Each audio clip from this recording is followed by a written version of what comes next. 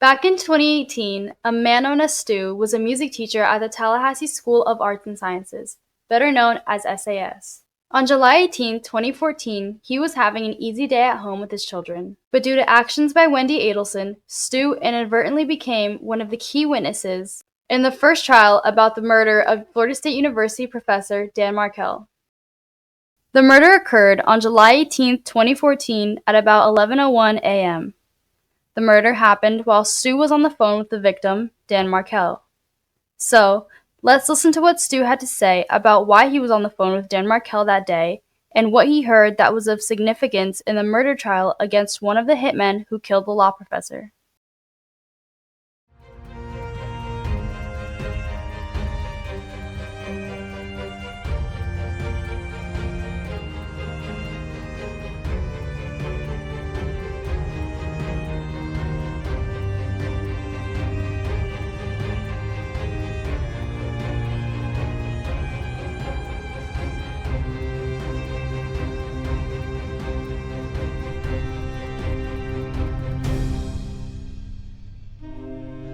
Good.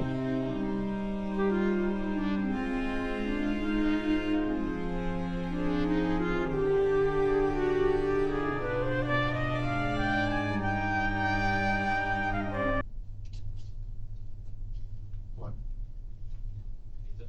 No, you look like you're walking in here, so. Huh? No, no, let's hear it. No. All right. I got my pen. Basically, I talked to you on the phone. I just want to go back over everything with you. I think I already got your information, so let's see. This was the only phone for you, the 954? That's my cell phone. That's your cell phone? It's always okay. All right. Tell me, what's your role there at the School of Arts and Sciences? I'm a music teacher. Music teacher? Yeah. Okay. And my friend is a law professor at FSU. Which is Jake? Which is Jake, right. Okay. And Jake and Dan were talking. It's Dan, right? I don't really know. Yeah. Dan Markel, I think it's pronounced. Okay. And my name came up because I'm pretty good friends with Jake. And he said, call Stu and talk to him about your concerns, your feeling about the school and what you're, because he works there, so he knows the inside. And so he asked me if I would contact Dan. And I sent Dan a text this morning. Go ahead. Sorry, man. Yeah, that's fine. I sent Dan a text this morning and said, hey, I'm available to talk anytime today. When was the first time that when did Jake come to you and say, hey, can you reach out to this guy? It's all text from Jake, so okay. I'll give you that. Must have been 2 days ago. Maybe. So that was the first time that you had any... Let's see.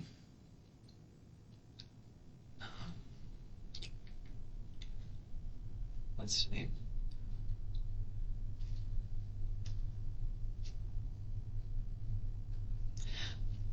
Oh, wait, let's see. Here we go. So it was Wednesday, so 2 days ago. Okay. We go over to their house, or they come over to our house to play games. The board games. Jake, okay. Right. And he said, on another note, can you give my colleague your take on School of Arts and Sciences? His oldest is nearly school age. Okay, so I guess Dan was trying to roll his kids over there? Right. Okay. It's a lottery system. They got selected. He got called. Okay. I just wanted to know more about it. Okay. So I said, sure, let me have his number and I'll call him when available. And then he gave me his info on Wednesday. I guess I was busy yesterday, and I texted him this morning, and he never initially texted back. It was just a call from him at 10:48. It was the first time. Yeah. So 9:56. Hi Dan, I'm Jake's friend who works at SAS. Please call anytime. I'd love to answer your questions. Gave him my phone number. Okay, so that was after you initially texted him, though, and said you could talk anytime. Right. Well, I told Jake that I would. Oh wait, no. This is I call anytime. Please call anytime. This is the original. This is the whole conversation. Okay. And that was okay. So that's this morning. And that's at 9:56. Okay. 10:36. He said, "Thanks. What's your name?" Because we don't even know each other. I'll try you shortly. Okay. All You right. tell him my name, and then the "Are you okay?" is after the incident. Okay, that's 11:01, like you told me earlier as we sent it. Okay. Right.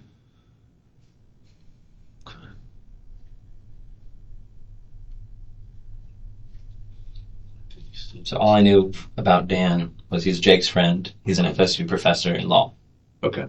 All right. And he has a kid who might get into SAS. I didn't even know, if he was just interested in it or his kid got into the law. I have no clue. Okay. Don't know. Okay. All right.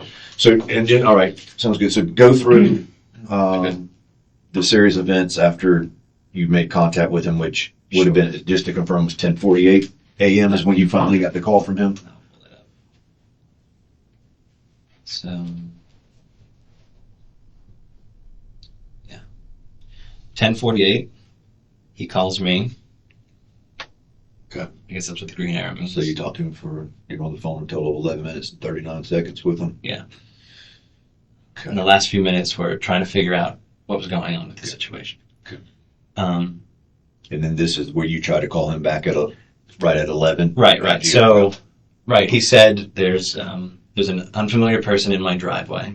Okay, let's back up for a minute. Let's back up, sure. All right, yeah, just start from. Okay, so when he first calls called me. you. Okay. I go into my bedroom because my kids are playing in the living room. Okay.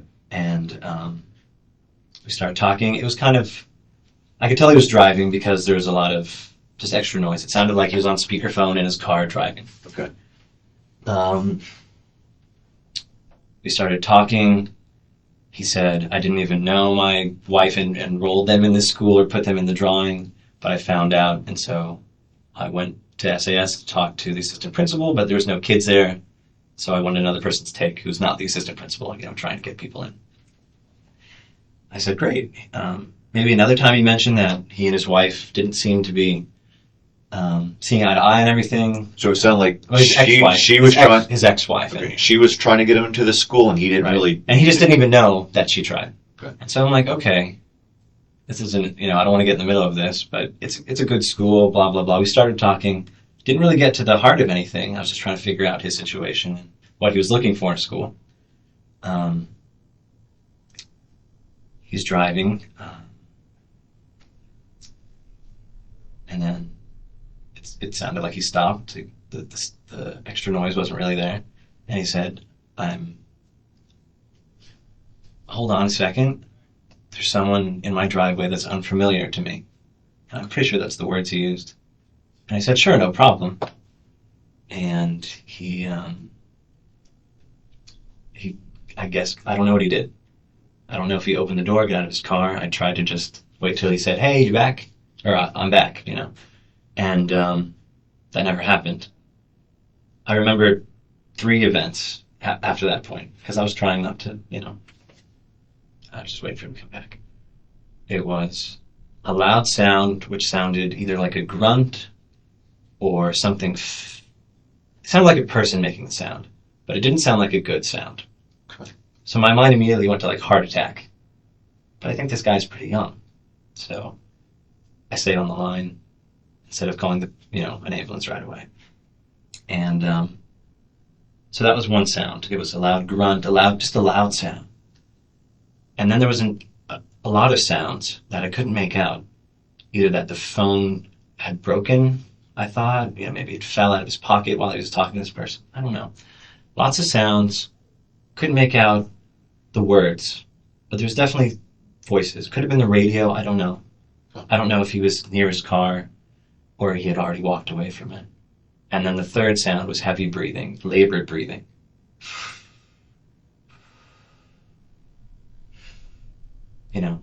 And I listened and I thought, this could be a heart attack. Or, I don't have a lot of experience with these things, heart attacks or anything. But it didn't sound good. And then I started saying, are you okay? Maybe 3 or 4 times. Can I help you? Just different things. And then I decided to hang up. I called back again. It went to voicemail. So that's 11 o'clock call, right? Right, that's 11 o'clock, 43 seconds, went to voicemail, I hung up. I texted him, thinking, maybe something happened to his speaker, because I couldn't. But then the labored breathing was very clear, like the phone was like right here, or right here. Just very clear, no question about what it was. Texted him, are you okay? No response. So I went to look up his address because it sounded like he just got home at his driveway. So I went on the Leon County property appraisers, typed in his name, found his address, and called the police. I said, I was talking to a friend of a friend I don't really know well. It seems like something happened. He said that there's an unfamiliar man in his driveway. Did he recall if he said man? Or No, he did say person. He said person. unfamiliar person. Okay. My recollection. Yep. After, the address is 21 something Trescott. And you did that by looking up on the property appraisers? Right. It does a reverse lookup. I can look at the address. And I thought that was the best, tactic to get his address real quick. He was the only damn Markel too, so it really helped. He said on the phone that someone else has already called. And I said, oh, good. I hope everything's okay. He said some sort of accident happened. And he said, but thanks for calling as a second call. We'll make sure someone gets out there or someone's already out there. I don't know when that call was. I'm sure you guys have it. When did you call Jake and tell him that you thought something? Was it after you called 911? Yes. I called him at 11:09. I must have called 911 at 11:04 or so. I mean, there's a few minutes between the labored breathing and when I called because I had to look up the address. 911 sounded like someone was already en route or someone was already there. And I said, okay, great. I'm glad because something definitely happened. Called Jake, 11:09. And I said, I don't know what's going on, but something's happened to your friends. And, I told him we were talking, and all of a sudden there's labored breathing, and it didn't seem like things were okay. So maybe you could check on it. Because you're a friend, I'm a friend of a friend. And he said, okay, thanks for letting me know. And I remember him asking people, he was at work, has anybody talked to Danny? I think he said. And they said no, or he wasn't in the office today, And so, and that was the last I talked to Jake. And then Jake texted me, an officer's going to call me. And then he called me before I even read the text. Oh, okay. So I guess he said, I talked to him after. I said, yeah, I talked to the police officer. And he said that he'd been trying to figure out what's going on with his friend. And then, I found out more details. There was a shooting on the street. From the news and stuff, or just from? Jake told me, he said, well, we think he got shot. And I'm like, oh my God, I don't remember hearing a gunshot. I do remember a loud sound. Could have been a gunshot. Could have been screaming at the same time. Who knows? Okay. And you said, when I talked to you earlier, that when you did hear this loud noise, you kind of referred to it maybe even being like a car door. Do you remember hearing a car door open at any point, or is that just the whole loud noise that you heard all kind of? I don't know. Initially, I just thought, okay, I'll check on my kids, or I'll go. I have a minute to think about what am I going to talk to him about with school. But then I realized that something else was going on, and then I started actively paying attention to the conversation. I don't remember him saying any word. In fact, I thought he almost muted the phone to talk to the person because it was pretty silent for a while. Or maybe he left the phone in the car. I don't know. Okay. So, yeah. And then the voices, you said it's either like muffled or it could have been a radio. You're not sure. It could have been a radio. They kept going in and out. It was just, I was trying to listen to it because he wasn't answering me. And that's just weird. You couldn't tell like argument. You couldn't tell there was an argument going on or anything like that. It sounded like that. And so I heard voices. Good. Could be real people, could be the radio. And then the labored breathing came pretty. How quick after? I don't know. Between the voices and the loud sound, I don't know which came first. I'm thinking the loud sound came and then the labored breathing. But what about the voices prior to? I'm guessing. I really don't have a strong. Yeah, it's fine. But I mean, you think the just kind of which way do you think it happened? Do you think it was the? I'm thinking it was the voices, the loud sound, the labored breathing. Okay. But that makes logical sense to me. So it might be wrong. It could have been the loud sound. I got you. but I never heard his voice again. After he said he saw someone in the driveway, you never. That was the that's last thing he said. Okay. And pretty much what you would think it was someone's in my driveway that I'm unfamiliar with. Didn't Right. allude to male, female, multiple people, nothing like that. No, and it seemed like, it seemed more than just someone walking by. It seemed like coming. I don't know how his driveway is, but it seemed like someone coming from the house. The way that he was describing, just not. It seemed suspicious person. So, and you think you said unfamiliar, some person on birth versus like a vehicle or anything like that? You think it was? Yeah, I don't remember him saying an unfamiliar vehicle. It's just an unfamiliar person in my driveway. Okay. So, I mean,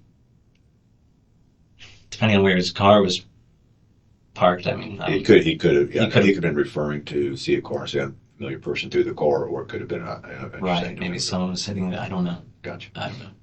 Okay. There's no specifics from him.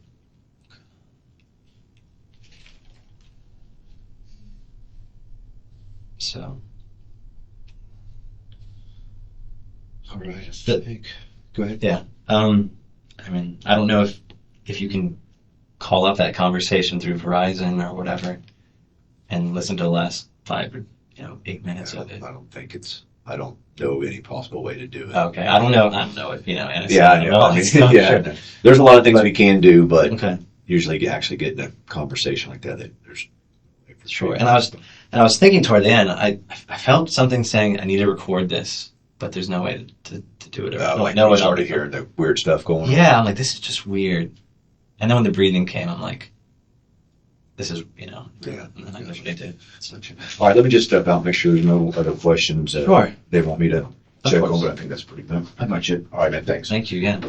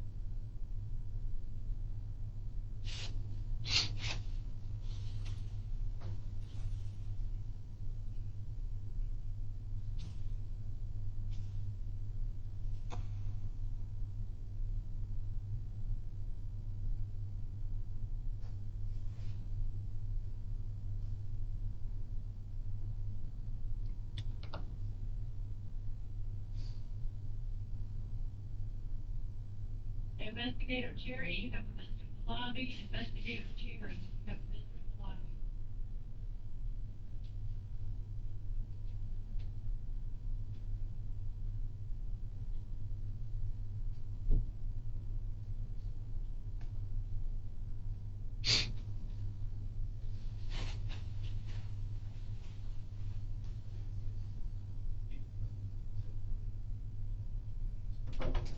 Did you shut it all? All right, man. Good. Okay.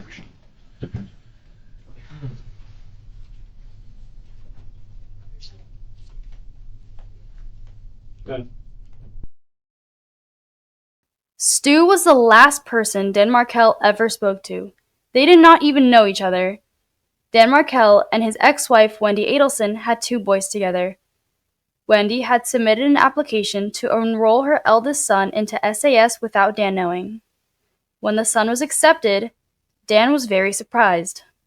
Thus, on the morning of his death, Dan Markel was learning more about the school to help make the best decision possible for his son. Dan Markel and Wendy Adelson were texting each other that day to make arrangements to meet and discuss this matter further, a meeting that never happened because of the murder. So, Dan Markel was talking to Stu, a music teacher from SAS, when he was shot inside of his garage.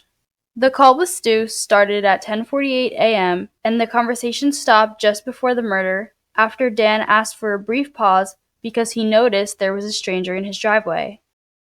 Stu testified about this horrible experience in the 2019 trial and helped the state secure a conviction against Sigfredo Garcia. Thank you so much for watching. My name is Maya with Deep Dive True Crime and Mentor Lawyer Justice Network.